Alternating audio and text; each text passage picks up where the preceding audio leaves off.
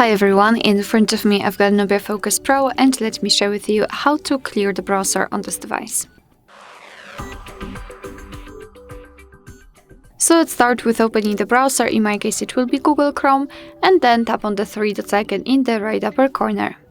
Now we have to tap on delete browsing data, and here we've got I would say basic options like the list of visited websites, tabs, cookies, cache and other site data. You can change the time range, it's up to you, and then tap on delete data. However, if you want to remove some advanced browsing history, just tap on more options, and here we've got the advanced sections like saved passwords, autofill from data and site settings. Again, you can change the time range for example, all time. It's totally up to you. Make sure that the thing you want to remove is marked, and then tap on delete data. And basically this is it. So thank you so much for watching. I hope that this video was helpful, and if it was, please hit the subscribe button and leave the thumbs up.